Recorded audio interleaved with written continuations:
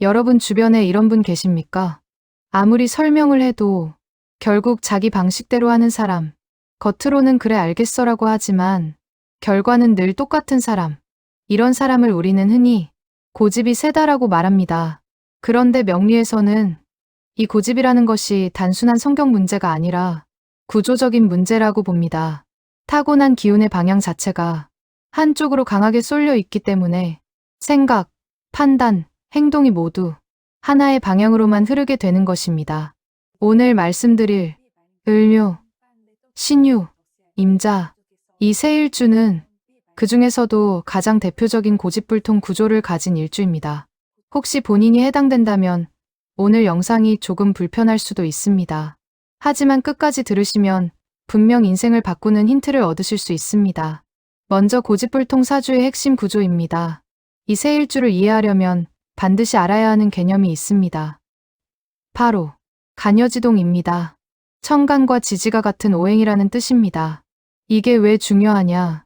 사주는 기본적으로 균형을 중요하게 봅니다. 목, 화, 토, 금, 수. 이 다섯 기운이 서로 견제하고 조화될 때 인생이 부드럽게 흘러갑니다. 그런데 간여지동은 한 기운이 두 번 겹쳐 있는 구조입니다. 이건 쉽게 말해서 브레이크 없는 가속입니다. 목이 강하면 계속 목으로 가고, 금이 강하면 계속 금으로 가고, 수가 강하면 계속 수로 갑니다. 중간에 꺾어주는 힘이 약합니다. 여기에 더해지는 것이 비견과 겁재입니다. 이건 인간관계 코드입니다. 비견은 나와 같은 존재, 겁재는 내 것을 나누거나 빼앗는 존재. 이 둘이 강하면 어떻게 되느냐? 내 기준이 중심이 된다. 남의 의견은 참고일 뿐입니다. 결론적으로 간여지동과 비견, 겁재의 조합은 고집이 아니라 자기 세계가 완성된 구조입니다. 그래서 설득이 어렵고 통제가 불가능해지는 것입니다. 두 번째는 을묘 일주 심층 분석입니다. 을묘는 겉으로 보면 가장 부드럽고 유연해 보이는 일주입니다. 봄의 나무 새싹 성장 확장 이런 이미지가 강합니다. 그래서 초년에는 착하다, 순하다, 배려심 있다. 이런 평가를 많이 받습니다. 하지만 시간이 지나면서 주변 사람들이 느끼는 것은 완전히 달라집니다. 왜 저 사람은 안 바뀌지? 이 질문이 나오기 시작합니다. 을묘의 고집은 특징이 있습니다. 겉은 유연, 속은 고정입니다. 예를 들어 회의 자리에서 을묘는 반대하지 않습니다. 고개를 끄덕입니다. 좋습니다라고 합니다. 그런데 실제 실행 단계로 가면 자기 방식대로 바꿔버립니다.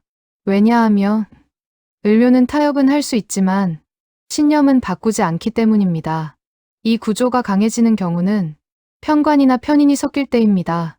편관은 압박과 통제, 편인은 자기 세계.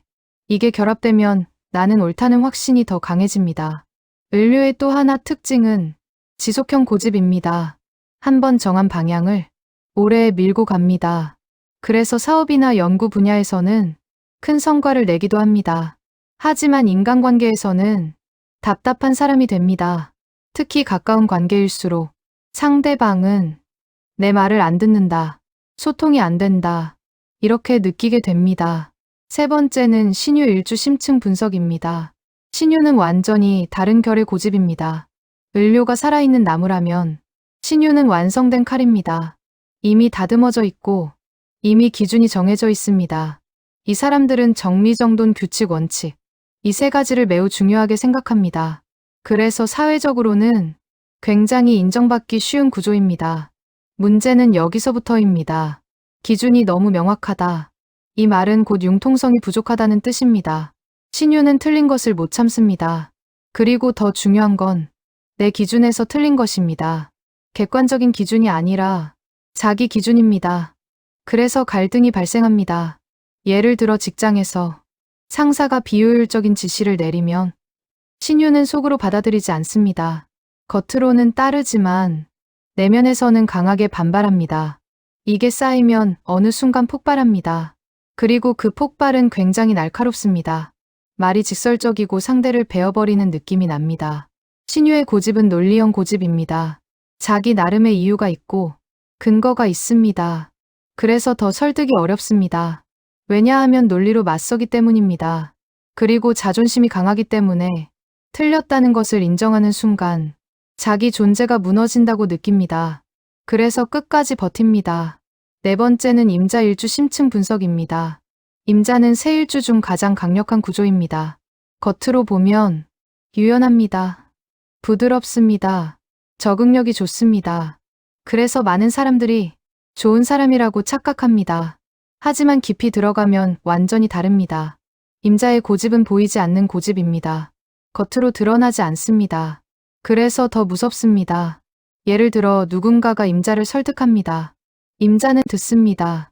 고개도 끄덕입니다. 심지어 동의하는 말도 합니다. 하지만 결정의 순간에는 이미 자기 결론이 정해져 있습니다. 절대 바뀌지 않습니다. 이건 고집이 아니라 확신입니다.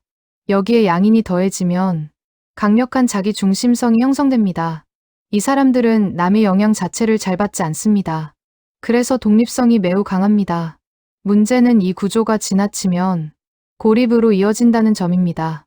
임자의 특징은 타협하지 않는 것이 아니라 타협할 필요를 못 느낀다입니다. 그래서 관계에서 거리감이 생깁니다. 겉으로는 문제 없어 보이지만 깊은 관계가 유지되기 어렵습니다. 좋습니다. 이 파트는 실제 체감도가 가장 높은 구간이기 때문에 현실 사례와 심리 흐름을 더 촘촘히 넣어서 깊이 있게 보완해드리겠습니다. 다섯 번째는 현실에서 나타나는 문제입니다. 이 세 일주의 공통적인 문제는 단순히 고집이 세다에서 끝나지 않습니다. 시간이 지날수록 그 고집이 결과로 나타난다는 점이 핵심입니다. 20대에는 자기 주장 뚜렷하다, 카리스마 있다, 소신 있다. 이렇게 긍정적으로 평가받습니다. 왜냐하면 아직은 책임의 무게가 크지 않기 때문입니다. 하지만 30대, 40대를 넘어가면서 상황이 완전히 달라집니다. 직장에서는 책임이 커지고, 가정에서는 역할이 생기고, 사회에서는 관계가 넓어집니다. 이때부터 고집은 더 이상 장점이 아니라 충돌의 원인이 됩니다. 첫 번째, 직장에서의 문제입니다. 초기에는 능력으로 인정받을 수 있습니다. 특히 을묘는 추진력, 신유는 정확성, 임자는 판단력으로 인정받습니다. 하지만 시간이 지나면 문제가 드러납니다. 상사의 지시를 겉으로는 따르지만 내면에서는 부정합니다. 그리고 결국 자기 방식으로 바꿔버립니다. 이게 반복되면 상사는 이렇게 판단합니다. 능력은 있는데 다루기 어렵다. 동료들은 이렇게 느낍니다. 같이 일하기 힘들다. 결국 중요한 순간에 배제되는 상황이 발생합니다. 승진에서 밀리거나 핵심 프로젝트에서 빠지는 이유가 능력이 아니라 조직 적응력이 되는 것입니다. 특히 신유와 임자는 자존심이 개입되면서 상사와 정면 충돌하는 경우도 많습니다. 이 한 번의 충돌이 커리어 전체 흐름을 바꾸는 경우도 적지 않습니다. 두 번째, 결혼과 인간관계입니다. 연애 초반에는 이 고집이 오히려 매력으로 보입니다. 주관이 뚜렷하고 의지가 강하고 믿음직해 보이기 때문입니다. 하지만 결혼 이후에는 이게 가장 큰 갈등 요인이 됩니다. 문제는 단순합니다. 양보가 어렵다. 서로 다른 두 사람이 만나면 조율이 필요합니다. 하지만 이 세 일주는 조율보다 관철에 익숙합니다. 예를 들어 생활 방식, 금전 관리, 자녀 교육, 이런 현실적인 문제에서 내 방식이 맞다. 이 구조가 반복됩니다. 상대방 입장에서는 대화가 아니라 일방 통보로 느껴집니다. 결국 대화 단절, 감정 누적, 폭발, 이 흐름으로 갑니다. 특히 임자는 겉으로 드러내지 않다가 어느 순간 관계를 끊어버리는 경우도 많습니다. 그래서 겉보기에는 평온했는데 갑자기 무너지는 관계가 생기기도 합니다. 세 번째, 건강 문제입니다. 이 부분을 가볍게 보면 안 됩니다. 이 세 일주는 공통적으로 내면에 쌓아두는 성향이 강합니다. 겉으로 표현을 잘 안 하거나 표현해도 해결이 안 되기 때문에 결국 내부에 축적됩니다. 이게 쌓이면 스트레스가 단순한 감정 문제가 아니라 신체 문제로 넘어갑니다. 대표적으로 나타나는 것이 소화장애, 두통, 불면, 신경성 질환입니다. 특히 신유는 긴장형, 임자는 억압형, 을묘는 누적형 스트레스가 많습니다.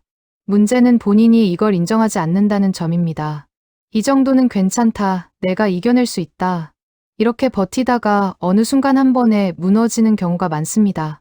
네 번째, 사회적 평판과 인간관계입니다. 초반에는 믿을 수 있는 사람, 자기 색깔이 있는 사람, 이렇게 평가됩니다. 하지만 시간이 지나면 사람들의 인식이 바뀝니다. 고집 세다, 말이 안 통한다, 피곤하다, 이렇게 변합니다. 그리고 더 중요한 변화는 사람들이 거리 두기를 시작한다는 점입니다. 직접 충돌하지 않습니다. 대신 중요한 자리에서 부르지 않습니다. 의견을 묻지 않습니다. 기회를 주지 않습니다. 이게 가장 무서운 변화입니다. 본인은 왜 나를 안 찾지? 라고 느끼지만 이미 주변에서는 같이 하기 어려운 사람으로 분류된 상태입니다. 정리해보면 이 세 일주의 문제는 고집 자체가 아니라 관계 속에서 조절되지 않는 고집입니다.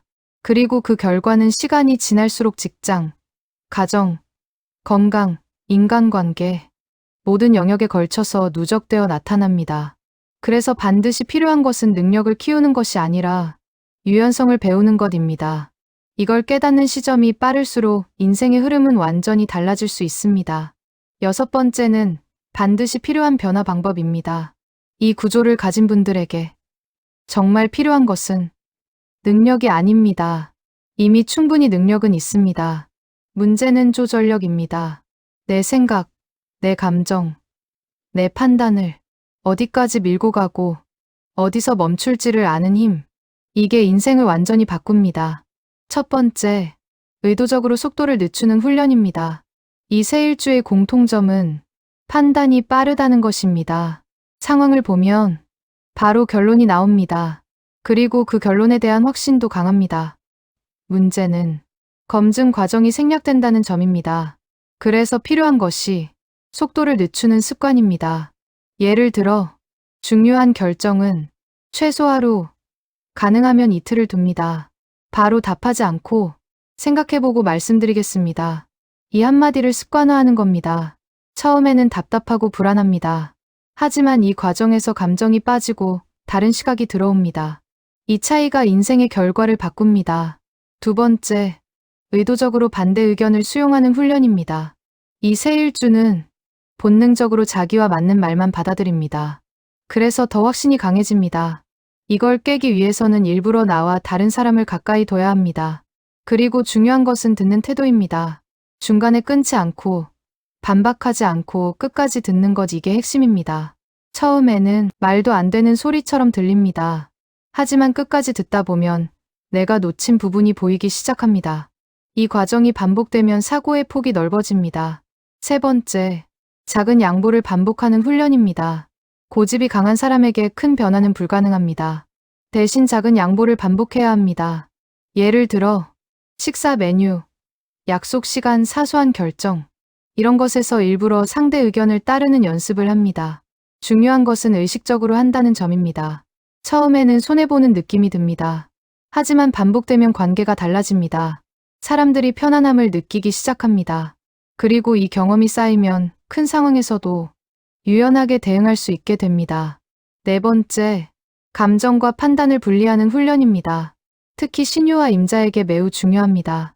이 두 일주는 자존심과 판단이 연결되어 있습니다. 그래서 내가 틀렸다는 말을 내가 부정당했다로 받아들입니다. 이걸 끊어내야 합니다. 방법은 간단합니다. 상황을 두 개로 나누는 겁니다. 감정은 감정, 판단은 판단. 예를 들어 상대방의 지적을 받았을 때 즉시 반응하지 말고 속으로 이렇게 구분합니다. 기분은 나쁘다. 하지만 내용은 맞을 수도 있다. 이렇게 분리하는 순간 방어가 줄어들어 객관성이 생깁니다. 이 훈련이 되면 갈등이 절반 이상 줄어듭니다. 다섯 번째, 내가 틀릴 수도 있다는 전제를 받아들이는 것입니다. 이건 단순한 말이 아니라 사고 구조를 바꾸는 핵심입니다. 이 세 일주는 기본적으로 내 판단이 맞다는 전제로 움직입니다. 그래서 모든 정보가 그 방향으로 해석됩니다.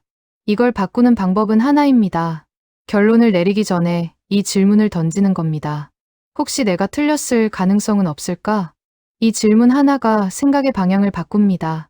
확신이 조금 흔들리고 다른 가능성이 들어옵니다. 이게 바로 유연성의 시작입니다. 여섯 번째, 관계 속에서 피드백을 받는 구조 만들기입니다. 혼자서는 바꾸기 어렵습니다. 그래서 주변에 솔직하게 말해줄 사람을 만들어야 합니다. 그리고 더 중요한 것은 그 말을 받아들이는 태도입니다. 변명하지 않고, 설명하지 않고, 일단 받아들이는 것. 이게 반복되면 자기 인식이 달라집니다. 정리해보면 이 변화 방법은 단순한 성격 교정이 아니라 사고 시스템을 바꾸는 과정입니다. 처음에는 불편합니다. 하지만 이 과정을 통과하면 고집은 사라지는 것이 아니라 통제 가능한 힘으로 바뀝니다. 그리고 그 순간 같은 사주라도 완전히 다른 인생을 살게 됩니다. 마무리입니다. 을묘, 신유, 임자. 이 세 일주는 분명히 고집이 강한 구조를 타고난 사주입니다. 이건 부정할 수 없는 사실입니다. 하지만 여기서 많은 분들이 가장 크게 오해하는 부분이 있습니다. 고집이 강하다는 것은 문제가 아니라 방향이 정해져 있다는 뜻입니다. 남들보다 더 쉽게 흔들리지 않고 한번 정한 길을 끝까지 밀고 갈 수 있는 힘. 이건 사실 아무나 가질 수 있는 능력이 아닙니다. 그래서 이 고집은 버려야 할 것이 아니라 다뤄야 할 힘입니다. 문제는 단 하나입니다. 조절되지 않는 고집. 이게 인생을 힘들게 만듭니다. 같은 고집이라도 어떤 사람은 그것으로 성공하고 어떤 사람은 그것 때문에 무너집니다. 차이는 단순합니다. 언제 밀고 가고 언제 멈출 줄 아느냐. 이걸 아느냐 모르느냐의 차이입니다. 오늘 영상에서 말씀드린 내용이 혹시 본인 이야기처럼 들리셨다면 그건 굉장히 중요한 신호입니다. 왜냐하면 인식하는 순간부터 변화가 시작되기 때문입니다. 사람은 모르는 것은 바꿀 수 없지만 알게 된 것은 반드시 선택할 수 있습니다.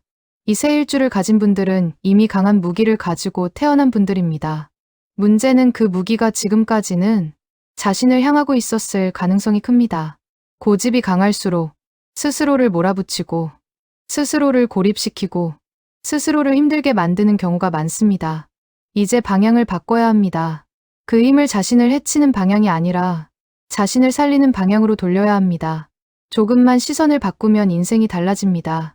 내가 맞다 해서 혹시 다른 길도 있을까로, 내 방식대로 해야 한다 해서 더 좋은 방법은 없을까로, 이 작은 전환 하나가 관계를 바꾸고 기회를 바꾸고 결과를 바꿉니다. 그리고 꼭 기억하셔야 할 것이 있습니다. 고집이 강한 사람일수록 늦게 바뀌지만 한번 바뀌면 가장 크게 바뀝니다. 왜냐하면 그 강한 힘이 이제는 올바른 방향으로 집중되기 때문입니다. 오늘 이 영상을 보신 여러분은 이미 출발선에 서 계신 겁니다. 지금 이 순간부터 단 하나만 실천해 보십시오. 한 번 더 생각하기. 이 작은 습관 하나가 여러분의 인생 흐름을 바꾸는 시작점이 됩니다. 고집을 버리지 마십시오. 그건 여러분의 힘입니다. 대신 그 고집을 통제하고 조절하고 활용하시기 바랍니다. 그 순간 운은 바뀌기 시작합니다. 흐름이 바뀌고 사람이 바뀌고 결과가 바뀝니다. 여러분의 사주는 여러분을 가두는 틀이 아니라 여러분이 활용해야 할 설계도입니다. 그 설계도를 어떻게 쓰느냐에 따라 인생은 완전히 달라집니다. 지금까지 3대 고집불통 사주, 을묘, 신유, 임자에 대해 알아봤습니다. 혹시 본인이나 주변 분들이 해당된다면 오늘 내용을 꼭 한 번 더 떠올려 보시기 바랍니다. 분명 다르게 보이기 시작하실 겁니다. 구독하시고 다음 영상에서 또 만나요.